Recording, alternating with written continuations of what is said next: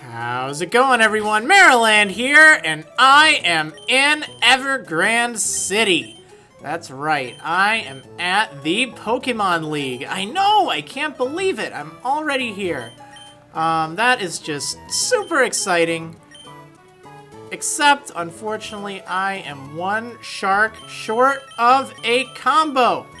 Yeah, I know. Poor lasagna in the last episode just didn't quite have enough to make it. That was a tough fight, though. That was brutal.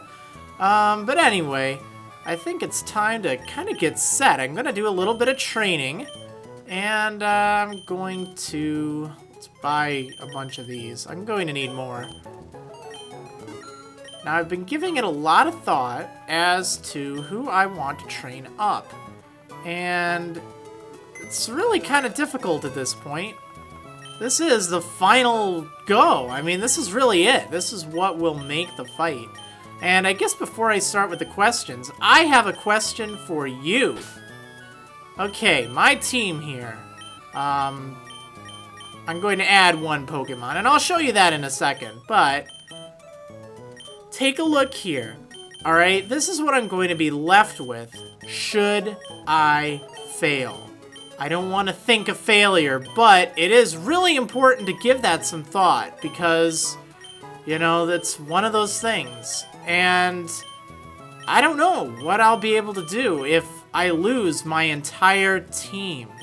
That'd be really harsh. I mean, I guess it's possible, but what it would mean is just a whole bunch of training episodes, and I don't know, I'd probably just go in there with a bunch of Gyarados or something. I don't even know. But I'm not looking forward to that. If that happens, of course. Hopefully it won't happen. Hopefully I will be victorious. But what I need to decide before going in there, and hopefully you can help with this, I need to decide, will losing count as the challenge being over? I mean, will that count as a failure? Part of me thinks that, you know what, maybe it should. I mean, I know I've caught a whole ton of Pokemon here, but it just wouldn't be the same. And it'd just be a real pain, and it'd probably be a week before I could get a new video out anyway, because I'd have to train all these Pokemon up. And I'd have to be at a way higher level, because, you know, I don't have the, all the effort values and stuff that I've gained with my other team over their time. So, you know, it's like... it'd be a lot of hassle, and maybe I should just have this be my go, be my final hurrah. I know a lot of people do that, and I really don't know. But I think that might be something to give some thought to. Whatever the case, I want to decide before going in to the Elite Four. Now, I've decided I'm going to train Quinoa up. The reason is, Walreign's pretty good, and I really could use something that's a water type and an ice type. There are just so many different water types and ice types and stuff inside of the gym, or not the gym, the Elite Four and the Champion. So, having something with, I could have sworn this thing had Oblivious. Oh, I'm thinking of Burrito, that's why. Okay, yeah, so I mean, that thick fat is pretty handy, actually. Pretty handy indeed. I know I was thinking of chili for a little bit, but I don't know. A lot of people have been saying, oh, I should use dumpling, but, you know, not really that great, to be honest. Very fast, but it won't be able to hit that hard. So, I've given it some thought. I've thought of which moves I want to teach all of these Pokemon, all my team, and I think this is going to be it. I was also giving a little bit of thought to using Pizza, just slap Toxic on her, and, I don't know, let her rip, but I don't know. I think ultimately Quinoa and Spaghetti are going to be my best bet. Now, one important thing is I actually don't need any water-type moves. Believe it or not, there is not a single Pokemon in the Elite Four who is weak to water-type attacks. And this includes the champions, so there's really no point in having them. Particularly when I'll have things like Ice Beam, and I'm going to teach Spaghetti Earthquake. I've been giving that some thought. I want to teach Spaghetti Earthquake. So, let's go ahead and get rid of some of these worthless moves, like, even Strength. I can get rid of Strength if I have Earthquake, and I'll get rid of Waterfall for sure. I'll keep Surf on while training, because I don't know what I'm going to be training against. And I'm not going to mess with their TMs and stuff until it's time. At least, you know, for the most part. I'll get them all optimized before I take on the Elite. Really quick, though, because I keep forgetting. Actually, I just forgot in the last episode. I couldn't even go this way before, but I haven't checked out these houses in Sootopolis City. So let me do that. Hello, you're our first guest in a good while. You brighten up my day, so I'll give you a big Whalmer doll. Was that a question? No. Are you sure you don't want this doll? Well, you didn't ask a question. Sure, I'll take a Whalmer doll. Why not? Yes? No. That was not a question. Do you know the Pokemon Lotad? It's rarely seen in Sootopolis. I love big Lotad. I like big Lotad and I cannot lie. My big brother says that Seedot is bigger, but that's wrong. Everyone knows that Lotad is a lot bigger. Whatever. I'm not gonna show you my Lotad. No. If you get a big Lotad, please come show me. No, that's fine. I'll keep my big Lotad to myself. I love big Seedot. The bigger the better. But my younger brother, he says that his Lotad is bigger. That's silly. Seedot has to be bigger than that. Oh, do I have a Seedot with me? No, I do not. You don't have a big Seedot. That's too bad. Big service. If you get a big Seedot, please come show me. Yeah, so they're comparing sizes of things. Diving in the sea, climbing up and down stairs all the time. If you live in this town, you end up getting physically fit. Okay, that's great. These houses look like drills. Listen up and I'll tell you something good. There's supposed to be an ancient ruin in the sea around here. There could be treasures just waiting to be discovered down there. Or there could not be. I don't know. It'd be so beautiful to take an underwater stroll with my Pokemon. Sure. I've never been out of this city. I wonder what the world is like on the other side of this round sky. You live a sheltered life. Mount Pyre, at its peak are two orbs placed side by side. Did you know? Oh, at its peak are two orbs. Yes, two orbs side by side. The sight of them together, it is somehow soothing. She likes two orbs side by side, huh? Never mind. Alright, where on earth? What, did I go in this building yet? Was that the... Oh, no, there's an old guy. What you hiding there? He's an old buzzard. Now, what is this all about? Why are you blocking that stairway with shrubs? That's not right, dude. Can I, like what? I don't understand. What is that for? Alright, whatever. So, I need to go get this TM for Brick Break, I guess. Not that any of my Pokemon can learn it. Alright. Great, I got a Rabuta berry. Whatever that is. Kiri will give you this berry too. I really like it lots. Okay, I'm glad you're speaking about yourself in third person. Alright, let's see what's over here. I know, I need to get to training. This is probably going to take like 3 or 4 hours. I'm not looking forward to that, but I figured I'd just do a little bit of talking beforehand. I'll do some questions. And, yeah. Alright, whatever. Cool, that's just great. That is just great.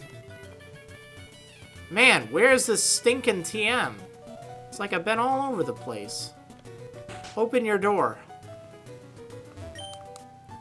Yes. Do I have any fans? What do you think, guys? Do I have any fans? Oh, then you must be pretty strong. Dedicated fans come over from even outside of Hoenn. Alright, well that sounds like you had a really wild experience there.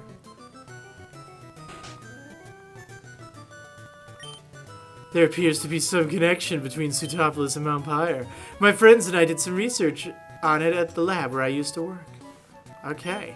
My big brother used to study the sea, and then he took an arrow to the knee. Oh no, I did an arrow in the knee joke. I actually went all the way through, but it rhymed! It rhymed so good! I mean, that was so perfect. For 30 years, I've remained in Sutopolis, honing my skills. I've developed a shattering TM. I bequeath it to you. Yeah, TM31. TM31 contains Brick Break. It's a move so horrible that I can't describe it. Well, gee, thanks for giving me this awful move. Poo-poo-poo-ya. Alright, whatever. It's so horrible he can't even describe it. Wow. I didn't think Brick Break was that broken. The city has regained its calm. Alright. That's good. Hey, old dude, what you doing? Alright, the cave too shall sleep. I don't want it to sleep. Okay, so I got that TM. I'm gonna fly on over to Dewford Town because I have to do this, like, every time. I need to know what the trendy phrase is. If it's not big service, I will cry. I have to give you some big service this episode. That's why this is important, guys. Alright, you. This whole business about low travel. Isn't there a TV show on it? Low travel? What is low travel? What's in vogue? Well, it has to be low travel. I can't imagine what life would be like without low travel. I don't know what low travel's all about, but it does not sound nearly as appealing as big service. It doesn't sound very appealing at all. Anyway, I have to train Quinoa up because I think a Walrein would be fantastic. Problem is, it's going to take 20 levels before you're going to be high enough level for me. It'll evolve at level 44, but yeah, it's going to take a while. Okay, now, why am I going here? Is there, like, I need some water. That's what I need. I know some people are saying, hey, you should take on Gabby and Ty, and they do give a lot of experience, but the thing is, I don't really have anything that can reliably take out their Magneton, so I'm not exactly looking forward to that. Anyway, let's see. You know what? Before I start training, I'm gonna get some food, but I will start training, and I'm going to speed this up. Let me turn off the battle scene. And, yeah, I'm gonna do a little bit of training here, there, and pretty much everywhere. So, get ready for some questions. And again, I will be back in just a moment, just so I can get some dinner.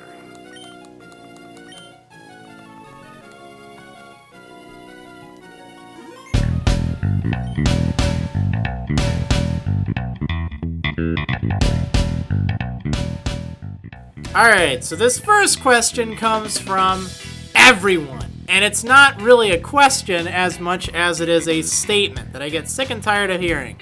The statement goes, you should have named your insert Pokemon here, insert name here. No, I shouldn't have. You know what?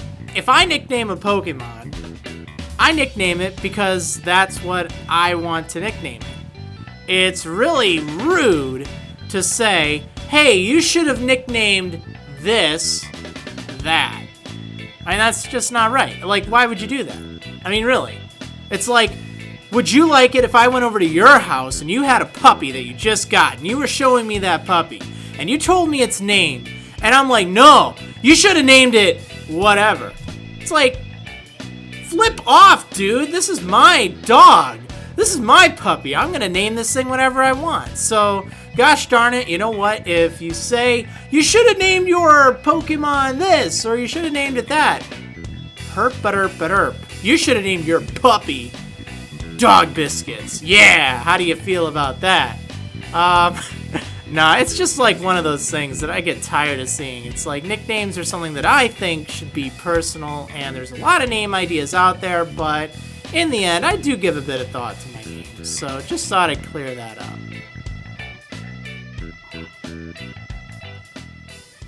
Alright, Quinoa's evolving. Yay!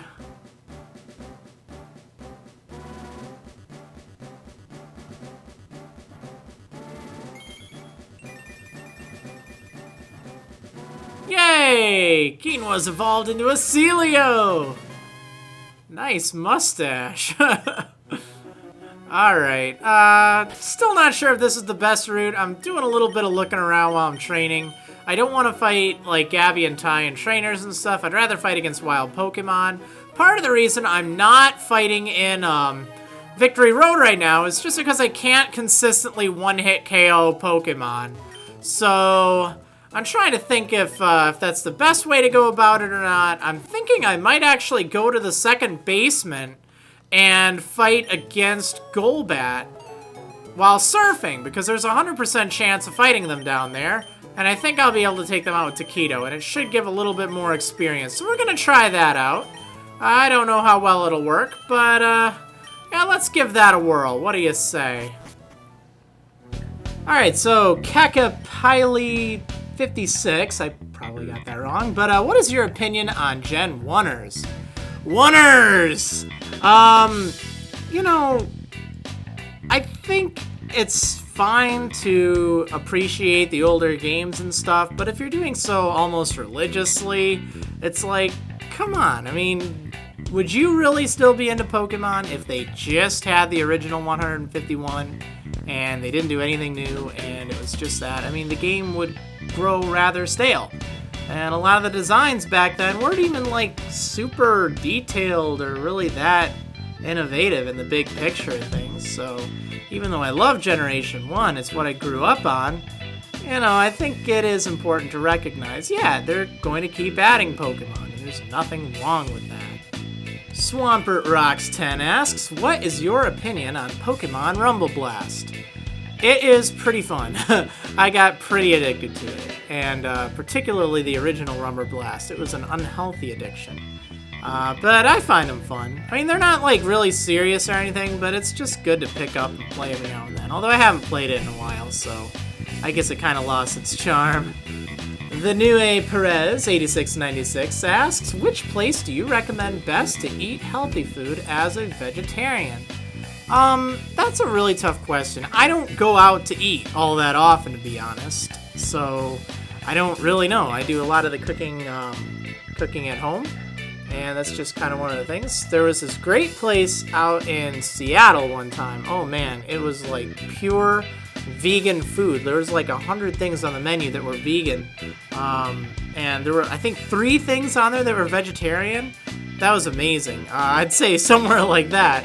But I don't know, I guess I'd say probably like Subway or something. Any kind of sub shop. You can usually either get like a salad or you can get relatively healthy bread. I mean, I know that they use a lot of like preservatives and GMOs and stuff like that, and that's genetically modified organisms, just in case you don't know what that is. But, you know, if you're on the go and you're looking for something, you can generally get a pretty okay meal there. And a pretty good price, too. And they're all over the place. Whoop Master Zeorzex. Sorry. 4 easy questions here. 1. What is your opinion on the Muppets? They're alright. They're alright. 2. Do you have a favorite Muppet? I don't know. Not really. Although one of my friends sounds very much like Kermit the Frog, and we will not let him live that one down. 3. Would you have the Swedish chef cook a meal for you? Sure. And 4, unrelated, who is your favorite person in the Scooby-Doo main group? It has been a while since I saw that, although I liked, what is it, the little Scooby-Doo Junior guy. Although I guess he's not main, so I don't know. Probably Shaggy. He's pretty relaxed, you know. Pokemon Girl 5674 asks, which generation of Pokemon is your favorite and why? I would actually have to say the 4th generation is my favorite. Even though I disliked a lot of the added evolutions, I really liked quite a bit of the new Pokemon they introduced outside of those new evolutions. And I like the Sinnoh region a lot, and it's, I don't know, I just found it really, really fun. I think they did a great thing introducing Wi-Fi in that generation. That is what has really brought Pokemon back, if you ask me. Polytoad Boy asks, have you ever watched The Melancholy of Haruhi Suzumiya? I have once, and I'm still crying over it. No, I don't know. It was very strange. I didn't quite get it, and I feel like somewhat scarred, or like there's something I'm missing. I know it's like wildly popular, but I don't know. It didn't really do it for me, I guess. Golden Sand Slash 15 has a few questions, but they're all pretty good. So, 1.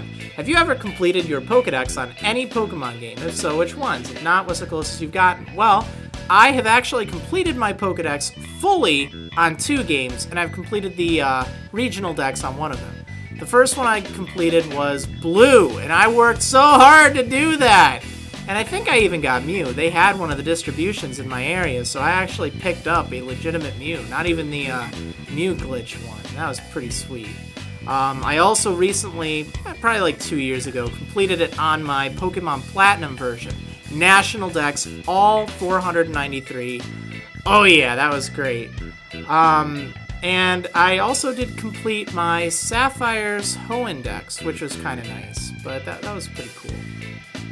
Question 2 is, if you could afford to live anywhere, where would you live and why?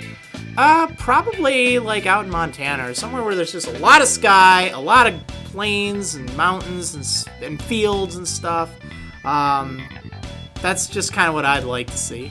Question 3 is, what would you do with $30 million? Well, I'd probably save most of it, and off of the interest, I would continually donate a lot of that to charity, because you donate so much more in the long run if you keep, like, it streaming, I guess. It's hard to explain, but I'd probably do that.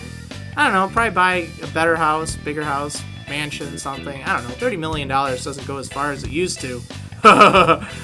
And lastly, what is the greatest achievement that you have ever done in a Pokemon game? Well, there is obviously this Nuzlocke here. That's a pretty great accomplishment. There's also the Pokedex completion. That's pretty great. And there's also this other secret achievement that I've done, and it involves one serious solo challenge that I'm leaving shrouded in mystery for now. But let me just say, that was intense. Maybe someday I'll do a video series on that. I know, so much intrigue, huh?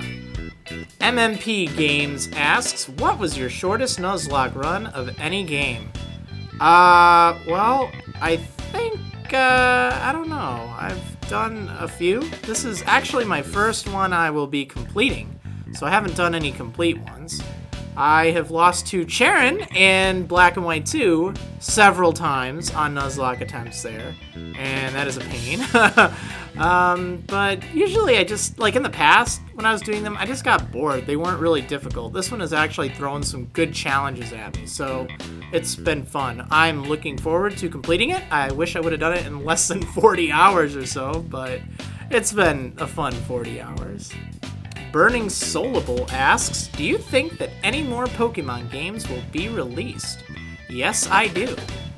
Shui Walker 6000 asks, do you record these videos around the time you post them? Yes, actually I do. One thing that I want very clear with this Nuzlocke series is I don't have just a whole ton of episodes kind of stockpiled. I usually record the night before, sometimes the afternoon before if I'm lucky. And then I somehow manage to get them recorded Friday if I'm doing weekend episodes, because I don't actually do any recording on the weekends other than Sunday, which I usually end up recording, so then I can have a video up for Monday, even though it should be Monday off, but whatever. But yeah, I mean, it's not like I have this huge stockpile. I like to read the comments, and I like to play kind of along with you guys, so I try to do just, you know, about 30 minutes to an hour or so a night, and that's pretty good. I mean, plus the video editing time, and it works out to be about 2 hours every night, which is a lot, but, you know, it's for you guys. Rosie B10 asks, when's the art video coming? Awesome question! I have been meaning to do this for a while. I have just been, you know, on pins and needles trying to get everything all set with my site and keeping up with the Nuzlocke, and I have not had a lot of time for that. But you know what? At this point, I think I'm going to do what I kind of wanted to do in the first place and have the art special be after I have either beaten the game or just completely failed. So if you want to draw some art and you want to have it featured on the ending collage of art, and there's so much art right now, I'll provide a link in the description to all of the art that I've favorited over on DeviantArt, but upload it to DeviantArt and then send me a message on either on DeviantArt. You can leave a comment on my page there. It's just Marriland.deviantart.com. You can send me a note, or you can just leave a comment, but just upload your piece, send me a link to it, and, you know, if you do that, then I'm just going to assume you're like, yes, you can use that in the video. I will provide credits like I do usually, but yeah, I will absolutely do that. So if you have like a favorite scene, or a favorite one of my Pokemon, or a favorite moment, or something funny, or just something you want to draw, it doesn't matter how good you think you are, because I will think it's awesome. I guarantee that. I just love fan art. It's great. So Marriland.deviantart.com, that's the best way to do that, so it's easier for me to keep track of. Plus, there's a cool, I have a favorites gallery of all of the art, the fan art I've gotten already, and there's like 3 pages of it, so that'll be pretty fun to look through if you haven't looked through that already. Again, link in the description, and if it's not, bug me about it in the comments and I'll make sure it's up there. Sopans asks, if your starter hadn't been confused in the battle with Watson, do you think he would still be living? That's a good question. I really don't know. I would probably say yeah, but in retrospect, it really had to happen. I think that was the catalyst for the series. That was what really set everything into motion, and it just would have been an entirely different series had Waffles not have been so stupid as to hit himself twice with the confusion and gotten a critical hit against him. But I'm kind of glad that happened, because now I get to play around without the starter, because it seems like everyone has their starter towards the end. I mean, a few lose them, but usually it's like the Elite Four for some reason, or the 8th gym. Iceman asks, Marriland, have you ever had a time when Pokemon got boring to you? Yeah, I actually have. You know, there were phases. I think in about 2002, 2003 or so, you know, I was kind of out of it, and 2004 and 5, I think I was too. I mean, I did some stuff, but really, ever since Pokemon Diamond and Pearl came out, I'd say I've been into it ever since, so that's really good. But there have been times that I'm like, you know. Mr. 93 Pokefreak asks, what was your favorite game to LP or Let's Play? I would have to say Pokemon Yellow. That was just like always a lot of fun, and I felt like it was a great series. It was entertaining. I could kind of, you know, let loose a bit.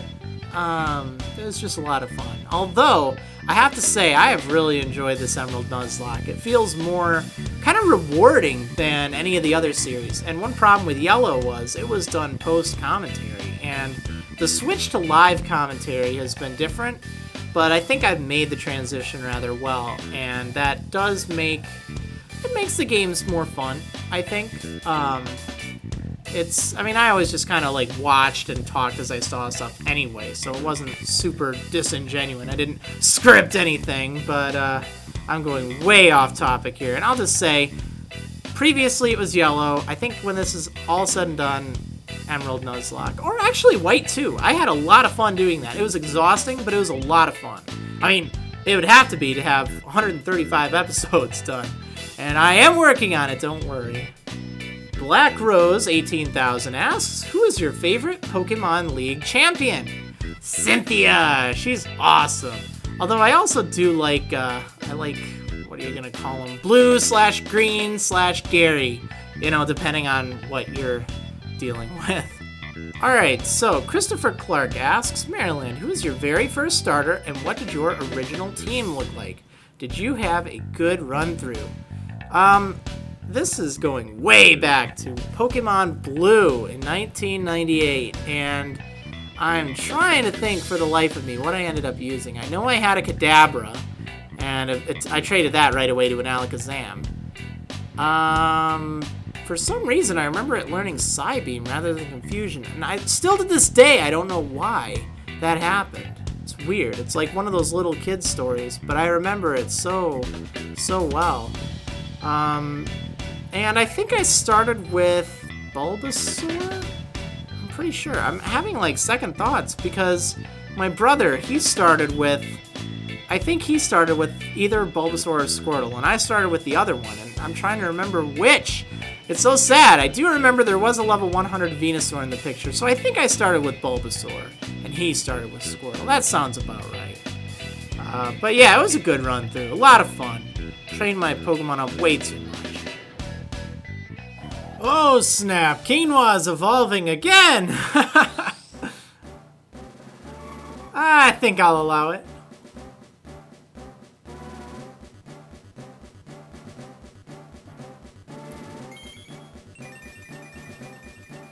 Yeah, she is the walrus! Goo-goo-goo-joob! Alright! Nice. So big. Let's take a look really quick here. Whoa, 168 hit points. Nice! Wow.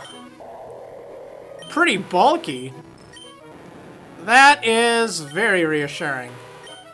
Yeah, that'll really come in handy. Yeah, so this is going really slow. I've been giving it a lot of thought. If you were paying attention in the video, or maybe I didn't show that part, I don't know. But anyway, I tried training at the Sky Pillar. It just was not going very well. I tried training at Victory Road, and since it's like, the things in there, I can't just reliably take them out with one Pokemon. Oops. Since I can't just reliably take them out with one Pokemon, it's like, it's not even really worth it, I was finding, because I just have to, like, run away from everything. I can't one-hit KO anything. Yeah, I get a bit more experience, but this is at least relatively consistent as far as experience goes. And that's nice. And it's right next to a Pokemon Center, so that's cool. It's a pain. There's still the whole Gabby and Ty thing, but that Magneton I'm reading has Thunderbolt, and if I gave Spaghetti Earthquake, I would probably be able to take it out. But then I would have to fight with Frittata, or teach something Protect, and it's like, it seems like a lot of hassle, and I don't think I could one-hit KO both the Magneton and the Loudred, so it's like all this residual damage would occur. So I'm just gonna stick with this. It's slow, but I think it'll work. Oh well. I got time, right? MBGov1133 asks, a few quick questions, Marriland. What was your first Pokemon main series game? That would be Pokemon Blue, 1998. What was your first non-main series Pokemon game? I think that was the Pokemon trading card game for the Game Boy. I'm thinking that's it. I don't remember if it was that or Pokemon Snap, whichever one came out first. But those are the ones I can think of right now. Or maybe Pokemon Stadium. I don't remember exactly the release dates off the top of my head, but whichever one of those was first, that's what it was. What was your first Pokemon in the main series game? Well, I just went over this. I don't remember if it was Bulbasaur or Squirtle. I think it was Bulbasaur, though. Because I do remember a level 100 Bulbasaur, and that thing was boss. Or level 100 Venusaur, I'm sorry. And then I hope this question doesn't ask for anything private, but what do you like doing when you're not playing games? I like relaxing, watching TV and stuff. Actually, I don't even really have cable, I just watch Netflix, and that can be kind of fun. I go out and about, I like to take walks, if the weather's nice. It's not nice right now, though, but, I like to hang out with family and friends. Pretty normal stuff, really. The DS Winson asks, what do you think of all this talk of the world ending? Well, if you're watching this video, the world hasn't ended yet, or maybe this will be the cause of it. I don't know. I think it's kind of silly, to be honest. People are getting all worked up over just a miscalculation. It's basically just changing a calendar year. It's basically adding another digit. That's all that's really happening. But people are just blowing it up to exorbitant proportions. PokeLexGNZLZ asks, why do you call your Pokemon like food in your videos like parodies of films, songs, etc.? Food is just my nickname theme. I wanted to go in with a theme. I was hungry when I started this series, so I'm like, alright, I'll name everything after, like, meals. Not food, not brands, but meals. Things that, you would eat. And almonds and apple pie and stuff. But as for the video titles, that's just me being witty, because I love to be witty. And I try to think of stuff. My favorite title in this whole series so far has to be, I think it was like number 42 or something. It was Volcanic Corruption. I'm like, wow, I need a medal for this. But it's just fun. I try to think of, fun stuff to do. Either things that are based off of songs or films or sayings or phrases and stuff. But that's kind of where I get my inspiration from. Okay, so a few people have actually been asking, what are you gonna play next? What are you gonna do after this? Well, let me tell you, I have some ideas. It will be a Nuzlocke variant, and it will be for the DS. That much I have determined. As for the other details, you're just gonna have to wait and find out. But I'll tell you what, and it's not gonna happen until 2013, but probably in January. But I will tell you what, you'll like it. It'll be really challenging. It's never been done before. I've done a trial run on one of my versions, and it's been so much fun.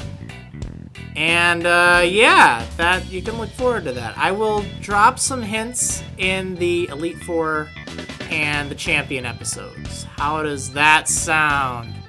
Or maybe, I don't know where it'll fit in there, but you will start hearing hints. Okay, so TJ's Orange Soda says, Marriland, I remember that you stated in a previous video in a comment you left that your religious stance is indifferent and you are agnostic. Does that reflect your political views? I would infer that you are liberal due to being secular, but how do they impact you politically? On a separate note, happy holidays. Well, I don't really think that my religion or what I believe impacts my personal political views. I think they're actually two separate things. I do tend to be more liberal-leaning, although there are a lot of conservative principles that I think we need to carry. But I wish the Republican Party would be more like the conservatives of the earlier 1900s rather than today's day and age, where it's so much social policy and so much big government trying to tell you, what you can and can't do with your life. I think that should be states' rights issues. So I guess, in that line, or in that regard, I do tend to be more conservative. But I mean, as far as states' rights go, I'd say a mix of both. Liberal-leaning independent and agnostic. So basically, I just sway in the breeze. Empoleon 1001 asks, are sushi, pizza, omelet, frittata, fries, and spaghetti the only ones with bro badges? Waffles is the only one from the original team without one. Cocky chicken. Yes, they are currently the only ones with the bro badges. Waffles did not earn one by any means, because he was a cocky chicken. Owen, are you going to do the Elite Four each in a separate episode once a day? I am going to do the Elite Four each in separate episodes, but I think I will actually do 2 a day. Just because that seems like a good, fair compromise. And I think I will have this whole series wrapped up Christmas Day. So hopefully you'll watch it. Otherwise, you'll have some time. Cardwitch91 asks, reflecting on a question asked a while before, what sort of personalities do you imagine your team to have? Also, since you lost Waffle so long ago, who do you see as the honorary leader of the party? Well, the second question's easy. I would have to say Frittata is the leader of the party. Even though Fries, he's actually been around in my party in every episode. He has never been in the PC, to my knowledge. I mean, he has been in every single frame, and that's something. But Frittata is still the leader. as for their personalities, I see Frittata kind of as, the bold, kind of fearless big sister sort. Fries as being kind of timid and emotional. He's seen a lot, but he's really brave and he wants to prove himself. Spaghetti is, kind of easygoing. I don't really know what to say. Not too angry or anything. It's rather nice. Taquito is a bit quirky. Certainly a bit quirky. Probably a bit of a prankster, but not obsessively so. Salad does not look like a male by any means, but he's probably like that, extra fabulous, like the metrosexual who's dressing up all fabulous and lovely, but isn't really gay or anything. Really? Maybe he is. I don't know. I mean, I'd never really asked Salad. He'd be fine if he were. But, male Blossom, always looking happy. I don't know. And then, I really imagined Lasagna to be really kind of that kind of punk of a girl, but and a bold leader, kind of like a woman leader of a biker gang or something. That's like the best way to think of it. And then Quinoa, well, you're seeing her in this episode. I haven't really figured her personality out yet, but I'm sure she'll gain one. The seventh Snivy asks, Marriland, what is your opinion of Digimon? Has it ever really rivaled Pokemon? Okay, it's the end of the world when I'm going to answer this with, I actually preferred the first season of the Digimon anime to the first season of the Pokemon anime. Gasp! But it just had a lot more of a plot. I mean, it was an ongoing plot. It was kind of cool. It was a little sketchy near the beginning, but overall, I actually liked it better. I think that was one of the things that I had going for it. But I don't know. I haven't really watched too much of the new series. I watched a bit of season 2, and that was about it. I hear the new games, Dusk and Dawn, are pretty good, though. Arrow Productions asks, what is the music you use when you do the After Dead View thing? It's called Wounded by Kevin MacLeod, and I love it. It's great. Absolutely. Alterior asks, I'm feeling a bit under the weather here, but I imagine you know some great recipes for noodle soup or something, right? Anything good and hot you can share? Well, being a vegetarian, I didn't really grow up on chicken noodle soup, but one of the most soothing soups I've had when I'm feeling under the weather is just a good, hearty tomato soup. And I like to put either rice in it, or tortellini, or, those little oyster crackers. They can be good in there. Or just bread, It's really nice and soothing. That's probably what I'd recommend. I like the tortellini in there just because it adds a nice little flavor. It's not too crunchy or anything. It's really good. Yoshi Green asks, are you the Jay Witz? No, I am not the Jay Witz, but I did run into Jay Witz when I was over in Fort Wayne for the regional championship there. Just kind of ran into him passing. It's like, hey, how's it going? So that was cool. Shiny Misty asks, who is your favorite member you caught in the entire run? What about your least favorite? I would have to say my favorite, I love them all, but my favorite now is Fries. And I think about Fries so much because he was what people just discarded as death fodder. And I let him live. I just refused to toss him away to buy me a turn. And look at how he has just become a great bro now. I love everyone, though. I really love Frittata. I loved Omelette. She was just awesome. She had just a perfect personality, such attitude. My least favorite would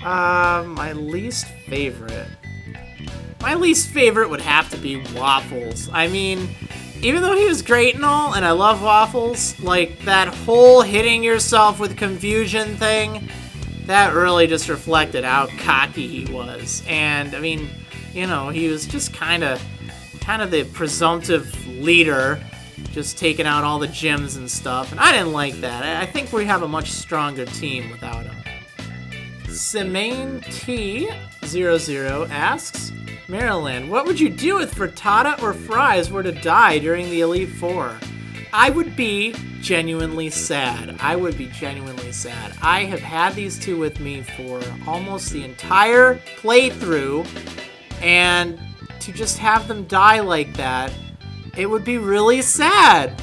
But if they can somehow pull off the win, that'd be great. If they can lead their team to victory, that would be fine too. But I'd be sad. Spirit of Water Montaru asks, which has been the hardest death for you? Probably either Omelette or Couscous. And Omelette because, man, she was awesome. I loved having her in battle and stuff. It was really great. But Couscous because he was the one that I really second-guessed everything. I mean, I was thinking that night of maybe I should have done something differently. I mean, it was like one of those legitimate, I should have done something differently. And I know Fry's he hasn't been able to let that go because he wanted to prove himself against that Linoon, and it didn't end up so well. The Linoon used Belly Drum, he had to run away, and then it got the critical hit on Couscous. So it's one of those things that Fry's feels even worse about than I do. But that's why it was kind of a hard death for me because, the others, I couldn't have seen a critical hit happen. I mean, that's just kind of how it is. But with Couscous, it's like, it was still the right thing to do, but I also feel that maybe if I hadn't let Fry's have an opportunity to try prove himself, maybe he would have been around still. So I don't know. But that's probably the hardest. Either that or Omelette. Anyway, that's all for now. This is probably going to be the last question and answers video because I'm going to go straight on to the Elite Four. I'm hoping to have that up pretty soon. There's a chance. I mean, it has taken 4 hours to train right now, and I still have so much work to do. I just want to point out a few things that you may or may not have noticed during the training. First of all, I am planning on using the Rare Candies on Spaghetti, mostly, because I have like 13 Rare Candies, and I want to use them to level my Pokemon up, get them those levels. But Spaghetti requires so much experience that I'm actually better off raising levels for everyone else and Rare Candying Spaghetti from level 46 on. So I know it looks kind of weird, and that's also another reason why I'm training Quinoa and Salad up so much with the experience share, because they require the least amount of experience to reach level 50 and level 52. They required the least amount, so I could theoretically get them to 51 and then use a Rare Candy on them, use 6 on Spaghetti, and split the other 6. I think I might need one more. I don't know. I still have a lot of work to do. But anyway, I'm giving that a lot of thought, and that's why I was looking at the experience for like 20 minutes, it seemed. I was trying to calculate all that. But yeah, so I probably will not show another episode of just more training. It's been 4 hours, and I'm tired. And I don't really need to do more questions. So I'm just going to skip ahead. I think you guys kind of trust me by now. We've gone over this. If I run into something cool, I'll be recording everything just in case. And I'll show you that. But I don't think I'm going to run into a shiny. Maybe. If I do, I'll count it as 51. Or episode 51. But anyway, I will see you on the next episode of Marriland's Pokemon Emerald Nuzlocke. And we're gonna take on the Elite Four. Yeah! See you next time, trainers.